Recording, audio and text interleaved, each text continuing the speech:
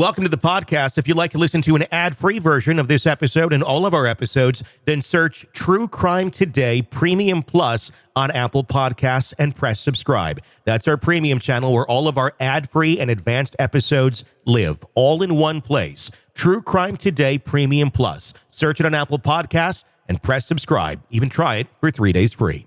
Where the line between neighbor and nightmare is razor thin. Welcome to Hidden Killers with Tony Bruschi, featuring former prosecutor and defense attorney Eric Faddis. So here's the question. What happens when a murder investigation stops being about justice and starts being about saving face?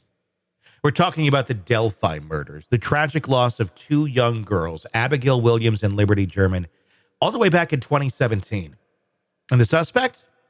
Richard Allen, who may or may not be the right man sitting in that jail cell or sitting in court right now. On the surface, the case seems simple. Arrest a guy, show some evidence, close the chapter. There's usually a lot more involved than that, but that seems to be all they're doing. Peel back a few layers, the story reeks of inconsistencies, cover-ups, and rushed conclusions. It's a kind of case that makes you wonder, are we chasing justice or just chasing our tails? The state's timeline, it's full of holes, witnesses, contradictory, digital evidence, non-existent. And yet the prosecution marches forward as if nobody notices what mess they're leaving in their wake. When you rely on flimsy eyewitnesses, accounts, and a stray bullet that could have come from any officer's gun, it starts to feel like the whole case is held together with duct tape and prayers, which it might be. And if you think that's troubling enough, let's add in the timeline that's already unraveling. And you're still left wondering, are they building a case against Allen, or are they just trying to make the evidence fit around him, which it's felt like forever? The case raises deeper, darker questions, though. What motivates an entire legal system to keep pushing even when the foundation is crumbling beneath them? Is it the need to appear competent? The fear of admitting that maybe you got it wrong? Or is it about feeding the public something, anything, to stop the outrage from boiling over? And what about the psychology of the people involved? We've got law enforcement officers scrambling to keep up appearances, witnesses trying to piece together foggy memories from 7 years ago, and prosecutors betting it all on a bullet that was never even fired. It's not just about incompetence, it's about pride. The kind of pride that would rather see an innocent man locked away than risk saying, oops, we got the wrong guy. What we're looking at here is the perfect storm. Pressure from the community, shaky evidence, and a suspect who seems more like a scapegoat with each passing day. Allen's car wasn't even seen at the scene by one of the prosecution's most reliable witnesses, and the lack of any damning digital footprint from the devices seized in his home, 23 of which, by the way, raises even more red flags. There's nothing there. When you've got nothing on his computer, no motive, no gun involved in the crime, yet still cling to the idea that a bullet proves guilt, it starts to feel like desperation dressed up as justice. This is not about a case and a crime. It's about a case about a system that refuses to admit when it's wrong. And that refusal has consequences. Families are left without real closure. The actual killer could still be out there, and we're all left wondering how the hell we got here in the first place. But hey, that's what happens when the narrative becomes more important than the truth. This story isn't just another trial. It's a mirror reflecting back the cracks in our justice system, the human tendency to dig in rather than back down, and the psychological need to solve something even when the solution isn't real. Let's dive back into this mess and see just how far off the track we really are. Joining me is Eric Faddis, former prosecutor and defense attorney. What about some of these, the timelines? And there's a lot of questions about the state's official timeline, lots of holes being punched into it from some pretty credible witnesses. I first want to talk about the woman, I believe her name is Betsy. I could be wrong, but I think it is. She went regular hiker of the trail in that area, starts at the trailhead every day, kind of knows what cars that are there, knew what Richard Allen's car was. That wasn't a question. And she is sure that that day, Richard Allen's car was not there. It was gone. It was there when she started her trail walk, left the trail about the same time the prosecution's timeline says that the girls are being murdered down the hill.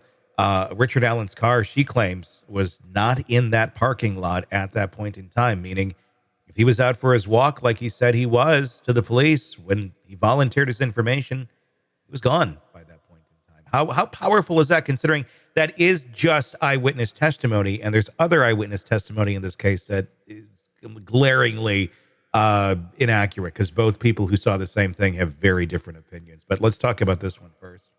Yeah, with the prosecution, with respect to timeline, what the prosecution is a bit handicapped by is it's hard to establish a time of death. They have a relative thought as to when all this went down. But to establish the absolute time can be very difficult. The fact that Richard Allen's car was even in the vicinity, even proximal to the time where this happened, is problematic for the defense. I don't think it's determinative one way or the other. Mm-hmm.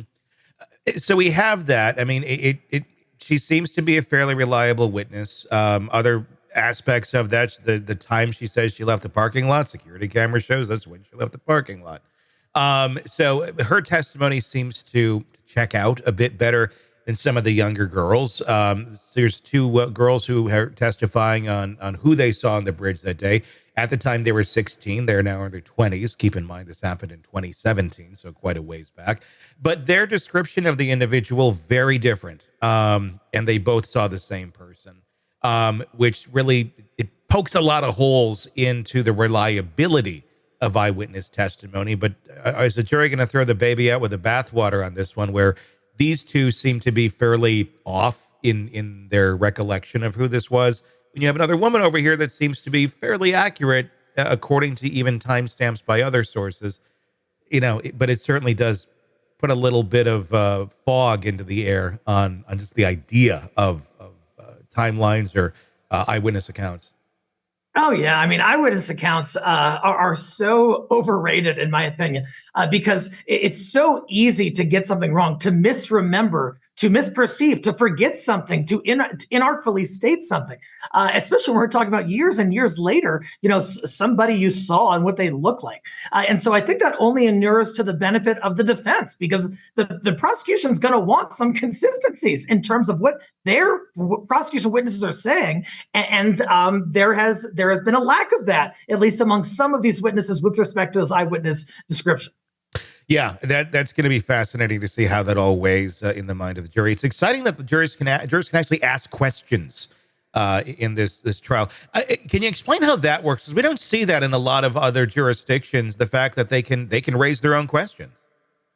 Yeah, it's actually big in Colorado, where I practice, although I know it's not.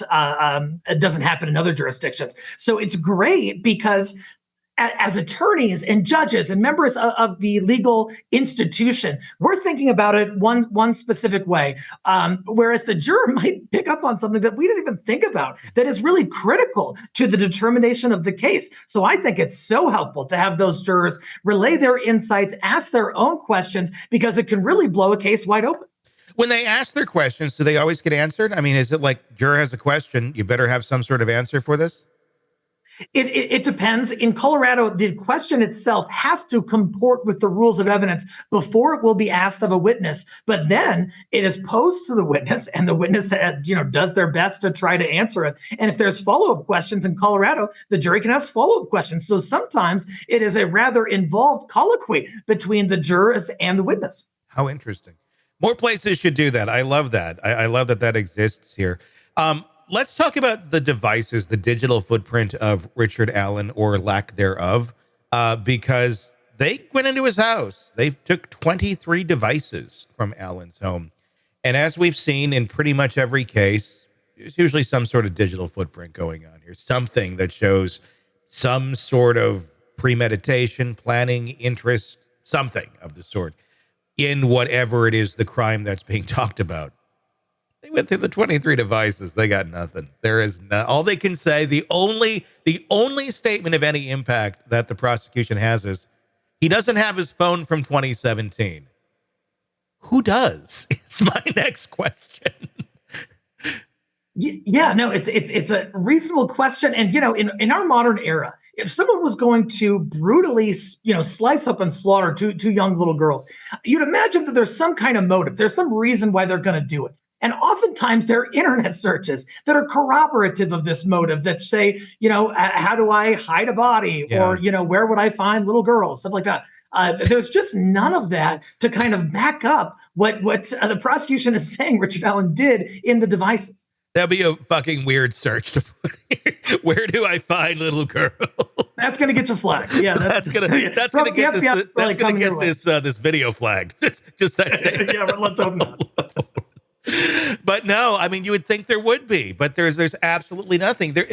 I'm kind of surprised. I mean, I really am. I was hoping maybe we had this all wrong. Almost like everybody at the beginning of the Kohberger case, before they even found Kohberger, where it's like we're criticizing everything. They must be doing, maybe there's something behind the scenes that makes more sense here.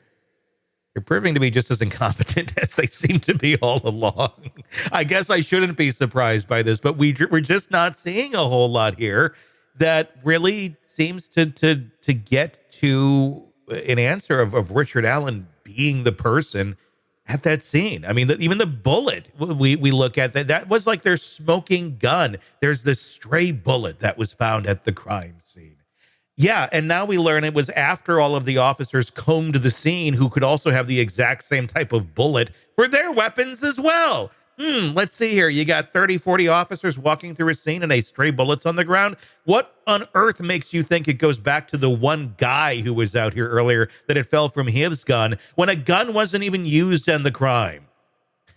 Right, unless they wanted it to have that impression that it went back to Richard Allen. They don't have DNA, they don't have digital forensics, and so gosh, let's kind of beef up our case. Let's put our finger on the scales a little bit and drop this bullet here that should be related to the suspect's gun to make it seem like we have a better case than we do. I'm not saying that's exactly what happened, but defense is certainly going to argue. Well, the science behind, it cycled through his gun, I would argue it could probably have cycled through any of the guns. Or a good chunk of them that would have been carried through that scene by those officers that day. Because it's just not that real. And it's an unspent bullet, too, which makes it even less, there was less impact of it on the actual weapon itself. Right, in a stabbing case. That's all. In a stabbing case, yes. And there's no gun in the video. There's no, and frankly, the man doesn't even really look like Richard Allen from what we can tell, or Cy. I mean, it just doesn't add up. I mean, I'm even more baffled now at the charges that were made against Richard Allen. Again, I'm feeling like this all goes back to somebody screwed something up. We had to cover that up, then to cover that up, and they covered and it just turned into this, and they got this guy. Now what do we do? Let's go forward, everybody. See what could possibly go wrong. A lot could go wrong. Yeah, totally. And Tony, I mean, the community there has two dead little girls. There's a lot of pressure on law enforcement to come up with some conclusion to hold a person accountable. They think they got the right person, and maybe they got so pot committed that now they feel too embarrassed to relent. And perhaps that's a piece of what's happened. It's so sad, but I think, that motivates so many people just not wanting to be wrong, not wanting to be accountable for their actions. But in reality, you not wanting, or not you, but them not wanting to be wrong, the hurt, the pain, the trauma that just continues to inflict on the families of those little girls that have now been gone since 2017. I mean, they'd be young adults by now, and their parents are sitting there thinking every day, what would have been? Yeah, what would have been had this been actually investigated properly? There's a thought. I think we would be in a very different place, and I think Richard Allen would probably still be working at CVS.